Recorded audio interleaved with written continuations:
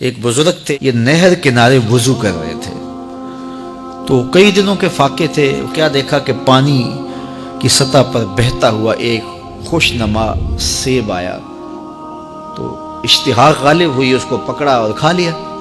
جب کھا چکے تو پھر خیال آیا یہ تو میرا تھا ہی نہیں، یہ تو مال لقطہ تھا، تو میں نے اس کو کھا لیا، اب اس کا مالک کیسے ملے؟ جس سمت سے پانی آ رہا تھا اس سمت سفر شروع کر دیا۔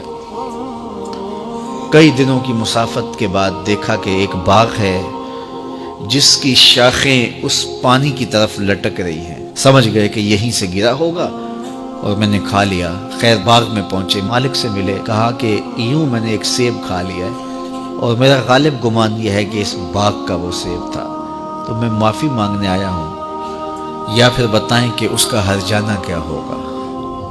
جب مالک باغ نے یہ بات سنی، وہ بھی صاحب نظر تھے، سمجھ گئے یہ تو کوئی در یگانہ ہے، یہ تو کوئی گوہر یکتا ہے، تو تیور بدل لیے۔ کہا ایسے تو نہیں معافی ملے گی۔ کہا حضرت کیسے ملے گی؟ کہا 12 سال تک میرے باغ کی گوڈی کرنا پڑے گی۔ اللہ اکبر، اور ایک شرط اس کے علاوہ ہوگی۔ کہا ٹھیک ہے، میری غلطی تو معاف ہو جائے گی نا۔ 12 سال تک باغ کی گوڈی کرتے رہے۔ ایک دن فرمانے لگے وہ صاحب باغ جو تھے کہ سیب توڑ کے لاؤ، مہمان آئے ہیں۔ تو وہ سیب توڑ کے لائے تو وہ کچے ہی تھے۔ تو کہا تم 12 سال ہو گئے ہو سیبوں کے باغ میں رہتے ہوئے، تمہیں پتہ نہیں کہ کچے سیب اور پکے سیب کیسے ہوتے ہیں؟ کہا حضرت مجھ سے قسم لے لیجئے 12 سال میں ایک دفعہ بھی نظر اٹھا کے سیبوں کی جانب نہیں دیکھا۔ ایک سیب کھایا تھا، میں تو اس کی سزا بھگت رہا ہوں، میں تو گوڈی کرتا ہوں، اوپر کبھی نظر بھی میں نے نہیں اٹھائی۔ سینے سے لگا لیا، کہا ایک شرط تمہاری پوری ہو گئی، اب دوسری شرط ہے کہ میری ایک بیٹی ہے جو آنکھوں سے نابینا ہے، کانوں سے بہری ہے، بول سکتی نہیں، اور وہ اپاہج بھی ہے، چل بھی نہیں سکتی، اس سے تمہارا نکاح کرنا چاہوں، اگر تمہیں قبول ہے تو معافی ہو جائے گی۔ کہا ٹھیک ہے جی قبول ہے، میرا گناہ معاف ہو جائے، میں زندگی کاٹ لوں گا، کوئی بات نہیں ہے۔ خیر نکاح ہو گیا۔ کہا کہ یہ کمرہ ہے، یہاں آپ کی زوجہ آپ کی منتظر ہے۔ جب وہاں گئے تو ایک خوبرو دوشیزہ منتظر تھی، تو فوراً پلٹے کہ میں غلطی سے کسی اور کمرے میں آ گیا ہوں۔ پلٹتے ہوئے دروازے کی چوگاٹ سے سر پھٹ گیا، خون بہنے لگا۔ جب باہر آئے تو صحن میں پہنچے تو وہ بزرگ وہاں تھے۔ کہا کیا ہوا؟ کہ حضرت ایک غلطی کی سزا اتنی کاٹی، اب کہیں دوسری غلطی نہ ہو جائے، وہ تو کوئی اور ہے خاتون۔ کہا وہی تمہاری زوجہ ہے۔ تمہیں بتاؤں کہ وہ بہری کیوں ہے؟ آج تک اس نے غیر محرم کی آواز نہیں سنی۔